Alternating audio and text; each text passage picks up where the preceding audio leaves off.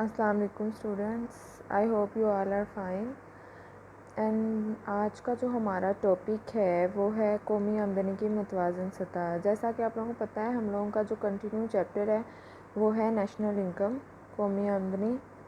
ठीक है, तो हम लोगों ने कौमी आमदनी की डेफिनेशन पढ़ी है और इसमें पढ़ा है हम लोगों ने कौमी आमदनी के डिफरेंट कॉन्सेप्ट्स और कौमी आमदनी की पैमाइश पढ़ी है। ठीक है, आज के टॉपिक में हमने पढ़ना है कौमी आमदनी की मुतवाज़न सतह। ठीक है, वो पॉइंट जहाँ पर हमारी कौमी आमदनी जो है वो इक्विलिब्रियम में होती है। ठीक है, ना तो ज़्यादा बढ़ रही होती है और ना ही कम हो रही होती है।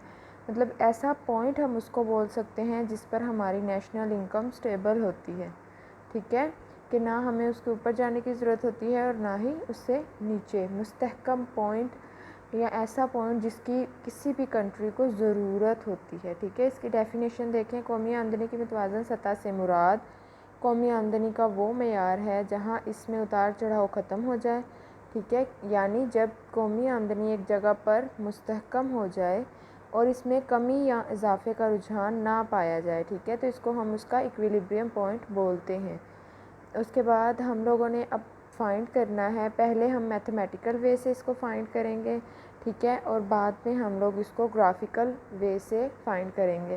ठीक है, ये सारी स्टेटमेंट जो लिखी, ये जो पैराग्राफ है यहाँ से लेकर यहाँ तक, ये मैं आपको मैथमेटिकल वे से बता रही हूँ।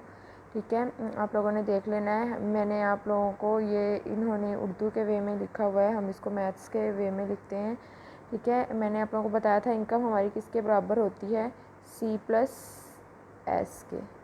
ठीक है, C प्लस एस के, यानी कि हमारी जो नेशनल इनकम है, कौमी आमदनी है, वो बराबर है कंजम्पशन के और सेविंग के। ठीक है, तो हमारा जो कंजम्पशन वाला पोर्शन है वो तो सारा हम लोग खर्च कर देते हैं, और जो हमारा सेविंग का पोर्शन है, हम सेविंग किस लिए करते हैं, ताकि हम फ्यूचर में उस चीज़ को, उन पैसों को यूज़ कर सकें। और वो फ्यूचर में उसे यूज़ करने के लिए हम क्या करते हैं, हम वो सारे के सारे पैसे किसी कारोबार में लगा देते हैं जिसको हम सरमायाकारी बोलते हैं। ठीक है, यहाँ पर भी इन्होंने मेंशन किया होगा थ्योरी में, कौमी आमदनी, लोग अपनी आमदनी का कुछ हिस्सा खर्च कर जाते हैं जबकि बाकी रकम बचा लेते हैं। इसी बचत को वो बैंक में जमा करवाते हैं। ठीक है, कोई कारोबार कर लेना या बैंक में पैसे जमा करवा देना। बैंक में अगर पैसे जमा करवाएंगे तो उस पर हम लोग सूद लेंगे। ठीक है, और जब हम कोई कारोबार करते हैं तो हम उससे प्रॉफिट लेते हैं। दोनों ही जो चीज़ें हैं वो हमें फ्यूचर में पैसे देती हैं। ठीक है, तो बैंक इन बचतों में ख़ास तनासिब महफूज करने के बाद बाकी रकम सरमायाकारी में सरमायाकारी के लिए कर्ज जारी कर देते हैं, और इस तरह बचतें सरमायाकारी के बराबर होती हैं। ठीक है, इस चीज़ को आप सिंपली इसी में भी लिख सकते हैं कि जो पैसे हम लोग सेव करते हैं वो सारी की सारी हम अपने सरमायाकारी में लगा देते हैं। सरमायाकारी को आई से डिनोट किया जाता है। ठीक है, तो अगर हम अपनी सारी की सारी सरमाया जो बचत है वो सरमायाकारी में लगा रहे हैं, तो इस इक्वेशन को हम लोग इस तरह से लिख सकते हैं, जो हम इसको इस तरह से लिख रहे थे, y is equal to C plus s. तो हम s की जगह पर अपनी सरमायाकारी को मेंशन कर सकते हैं। ठीक है, तो ये इक्वेशंस दोनों बराबर होंगी। हम C के साथ प्लस में सेविंग लिखें या C के साथ प्लस में इन्वेस्टमेंट लिखें। ठीक है, तो ये दोनों इक्वेशंस हमेशा बराबर होती हैं। ठीक है, तो इसी तरह से इन्होंने इन इक्वेशन को एक दूसरे के बराबर कंसीडर किया है, जहाँ पर एक जगह सरमायाकारी और दूसरी जगह सेविंग है। ठीक है, तो इस तरह से हम लोग बोल सकते हैं कि सरमायाकारी हमेशा बचतों के बराबर होती है। बचत हमेशा सरमायाकारी के बराबर होती है। ये से का कानून है। से एक इकोनॉमिस्ट है जिसने ये प्रूव की थी बात कि बचतें हमेशा सरमायाकारी के बराबर होती हैं। ठीक है, आगे आप ये चीज़ें डिटेल में भी पढ़ोगे, लेकिन यहाँ पर उन्होंने, क्योंकि ये चैप्टर कौमी आमदनी के बारे में है, तो उन्होंने एक छोटा सा टॉपिक यहाँ पर दिया है कि कौमी आमदनी की मुतवाज़न सतह कहाँ होती है या कौन सी होती है। ठीक है, आगे हम इसको ग्राफिकली देखेंगे। ठीक है, तो इसका ग्राफ वाला पोर्शन देखते हैं। ये है जी इसका ग्राफ वाला पोर्शन। यहाँ पर ये आप लोग डायग्राम देख रहे हो। इन्होंने वाई एक्सिस पर सरमायाकारी और बचत ली है, और वाई एक्स एक्सिस पर उन्होंने ली है कौमी आमदनी, नेशनल इनकम। ठीक है, तो यहाँ पर इन्होंने ये जो आई कर्व है ये डिनोट कर रहा है हमारी सरमायाकारी को। ठीक है, और ये हमेशा सरमायाकारी का जो है वो एक्स एक्सिस के जो कर्व होता है वो एक्स एक्सिस के मुतवाज़ी होता है, उसके पैरेलल होता है। ठीक है, वो इसलिए क्योंकि सरमायाकारी को मैक्सिमम जो पोर्शन है वो जो नेशनल इनकम का उसको वो उसके बराबर कंसीडर करें कि हम उसका हमेशा एक फ़िक्स्ड पोर्शन जो है वो सरमायाकारी में लगाते हैं, इसलिए ये कर्व एक्स एक्सिस के पैरेलल है। ठीक है, और जो नेक्स्ट कर्व है हमारे पास वो है सेविंग का कर्व, ये वाला कर्व।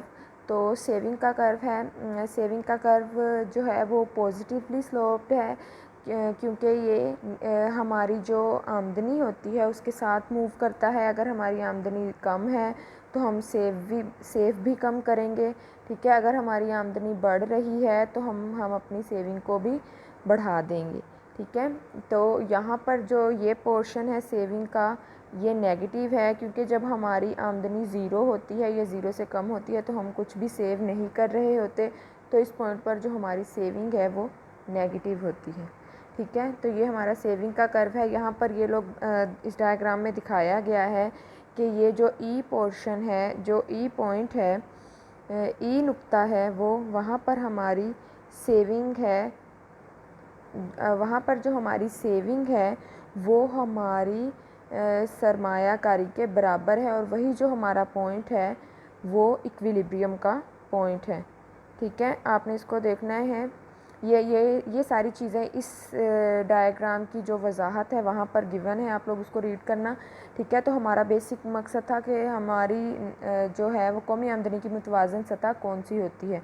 तो यहाँ पर दिखाया गया है कि ये जो नुक्ता ई पॉइंट है वो हमारी कौमी आमदनी की मुतवाज़न सतह है, जहाँ पर हमारी इन्वेस्टमेंट का कर्व हमारे सेविंग के कर्व के बराबर है। ठीक है, आप लोग यहाँ पर देख रहे हो कि जब हमारी आमदनी जो है वाई होगी और तब हमारी जो इन्वेस्टमेंट और सेविंग बराबर होंगे, वो नुक्ता ई का पॉइंट होगा। और अच्छा, तो अब हमने प्रूव ये करना है कि इस ई पॉइंट पर तो हमारी जो नेशनल इनकम है वो बराबर है, हमारी सेविंग और इन्वेस्टमेंट बराबर हैं। अगर हम इनको शिफ्ट कर दें पॉइंट E2 पर या फिर पॉइंट E1 पर, ठीक है, तो ये बराबर होती हैं। ठीक है, तो जो हम सबसे पहले देखेंगे अपना E1 पॉइंट पर हमारी आमदनी जो है वो ज़्यादा है, आमदनी जो है वो Y1 है। ठीक है, और हमारी सेविंग जो है वो हमारी इन्वेस्टमेंट से ज़्यादा है। ठीक है, आप देख रहे हैं ना, ये इन्वेस्टमेंट का कर्व है और ये है सेविंग का कर्व। हमारी सेविंग जो है वो इतनी इस लाइन के लिहाज से ज़्यादा है, किससे, हमारी जो इन्वेस्टमेंट है उससे। तो लोग सारी की सारी बचतें अपने घर में नहीं रखेंगे। ठीक है, वो कोशिश करेंगे कि वो सारी की सारी इन्वेस्टमेंट में लगा दें। ठीक है, तो फिर हमारा ये जो पॉइंट है ये E1 से E की तरफ मूव करेगा। ठीक है, और ई पॉइंट पर आ जाएगा। इसकी वजाहत जो है आप यहाँ पर पढ़ सकते हो। ऊपर देखा जाएगा कि नुक्ता ई पर बचत जो है वो सरमायाकारी से ज़्यादा है, जिसकी वजह से कौमी आमदनी में कमी वाक़या होने लगेगी और दोबारा नुक्ता ई पर तवाज़न हालत में आ जाएगा। ठीक है, नेक्स्ट जो पॉइंट है हमारे पास वो है E2 पर हम ये देखेंगे कि E2 पर हम मतवाज़न हालत में क्यों नहीं है, क्योंकि हमारी जो सेविंग्स हैं वो बहुत कम है, जो हमारी इन्वेस्टमेंट है वो ज़्यादा है। देख रहे हैं ना, इन्वेस्टमेंट का कर्व ऊपर है और सेविंग का कर्व नीचे है। तो ये जो इतना डिफरेंस नज़र आ रहा है हमें, ये जो डिफरेंस है, तो ये डिफरेंस क्योंकि हमारी सेविंग कम है, हम इन्वेस्ट ज़्यादा कर रहे हैं, तो इसका मतलब है कि हम लोग कर्ज़ा ले रहे हैं। ठीक है, तो हमारे पास जो पैसा है वो हमारा अपना नहीं है, हम दूसरों से कर्ज़ा लेकर वो इन्वेस्टमेंट में लगा रहे हैं। ठीक है, तो फिर भी हमारी कौमी आमदनी में जो है कमी वाक़या हो जाएगी, तो हमारी जो कौमी आमदनी है वो बढ़ेगी क्योंकि इन्वेस्टमेंट्स ज़्यादा हैं। ठीक है, तो वो फिर भी ये पॉइंट हम आगे की तरफ मूव करेंगे और हमारी आमदनी बढ़कर वाई पर आ जाएगी और इन्वेस्टमेंट्स पॉइंट ई पर चली जाएंगी। ठीक है, तो इस तरह से यहाँ पर आप देखें दोबारा नुक्ता ई पर तवाज़न हालत में हो जाएगा। इसी तरह से नुक्ता जो E2 है उस पर सरमायाकारी का मेयार बचतों से ज़्यादा है, कारोबारी सरगर्मियों में इजाफ़ा होने की वजह से मुनाफाजात बढ़ेंगे, आमदनियों में इजाफ़ा होगा और बचतों का भी तनासिब बढ़ेगा। तो बढ़ती हुई बचतें एक बार फिर नुक्ता ई पर सरमायाकारी में इजाफ़ा ले आएंगी। ठीक है, तो इस पॉइंट पर कौमी आमदनी मुतवाज़न हालत में होती है, जहाँ पर हमारी सेविंग्स हमारी इन्वेस्टमेंट के बराबर होती है। ठीक है, तो हमेशा वही हमारी आमदनी, हमारी जो नेशनल इनकम है वो इक्विलिब्रियम पॉइंट में होगी जब हमारी सेविंग्स हमारी इन्वेस्टमेंट्स के बराबर होंगी, यानी सारी की सारी जो सेविंग्स हैं वो हम इन्वेस्टमेंट में लगा दें। ठीक है, तो ये हमारा इक्विलिब्रियम का पॉइंट था। इससे नेक्स्ट जो है हमारा टॉपिक, ठीक है। अच्छा, ये आप लोगों ने ये जो पॉइंट है इसको अच्छे से प्रिपेयर करना है और इक्विलिब्रियम पॉइंट आपने देखना है इसका। आगे नेक्स्ट है वो थोड़ी बहुत थ्योरी है, वो भी हम लोग देख लेते हैं इसको, इसकी ये।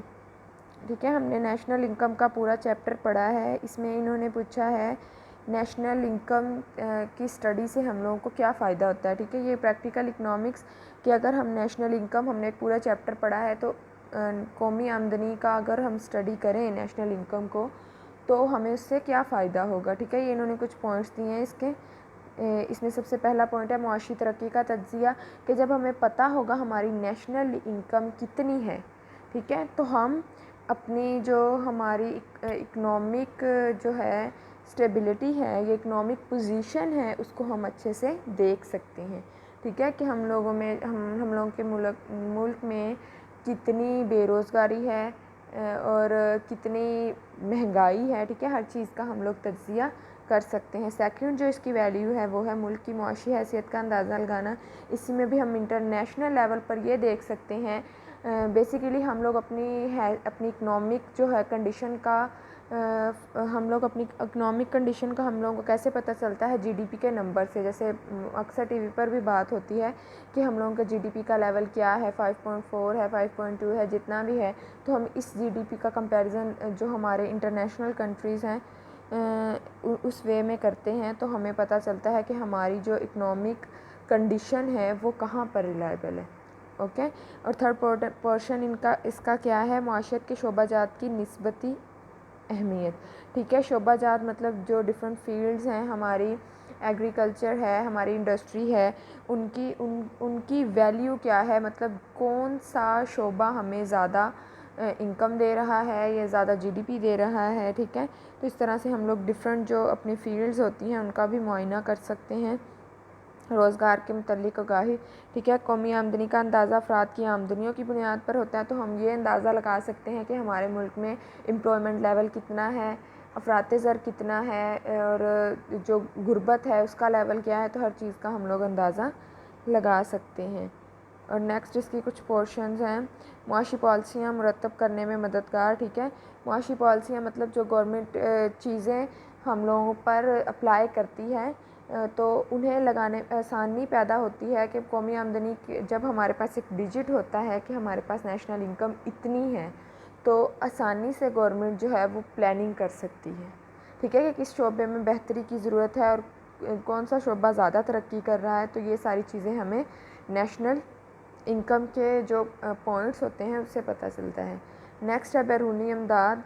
एक मुल्क की हुकूमत अपनी कौमी आमदनी के दादा शुमार आलमी अदारों को दिखाकर इनसे इमदाद और कर्जा जात बआसानी हासिल कर सकती है। यूँ कौमी आमदनी को शुमार करना माली ज़रा में इजाफ़ा का बाइस बनता है। ठीक है, तो जब हमें पता है, हम वही बात आ जाती है कि जब हम लोगों के पास हमारी इकनॉमिक कंडीशन एक नंबर्स की शक्ल में होती है, तो हम अपने मतलब उसको इंटरनेशनल लेवल पर ज़ाहिर करते हैं, जिसकी वजह से हमें कर्जा जात आसानी से मिल जाते हैं।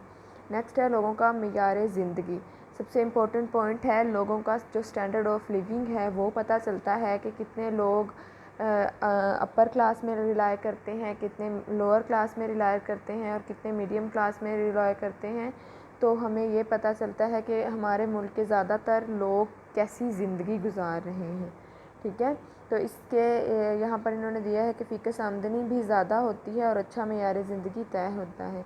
ठीक है, तो ये इसके कुछ पॉइंट्स थे कौमी आमदनी के मुताले की अहमियत। ठीक है, ये इन्होंने क्वेश्चन में भी इसका क्वेश्चन भी दिया गया है, कौमी आमदनी के मुताले की अहमियत। ठीक है। ये वैसे भी नॉलेज वाइज भी हमें पता होना चाहिए कि जब हम नेशनल इनकम हमें पता होगी तो हम उससे क्या क्या चीज़ें फ़ाइंड कर सकते हैं, ठीक है। तो ये आपने ये चैप्टर कंप्लीट हो गया है हमारा। तो ये इसका लास्ट टॉपिक था। ये लास्ट टॉपिक आपने अच्छे से प्रिपेयर करना है, ख़ास तौर पर जो हमारा नेशनल इनकम का जो इक्विलिब्रियम वाला पॉइंट है उसको आपने अच्छे से प्रिपेयर करना है। और अगर इसमें कोई इशू हुआ तो आप लोग मुझसे लेक्चर टाइम में डिस्कस कर सकते हो। ओके, बेस्ट ऑफ लक, अल्लाह हाफिज़।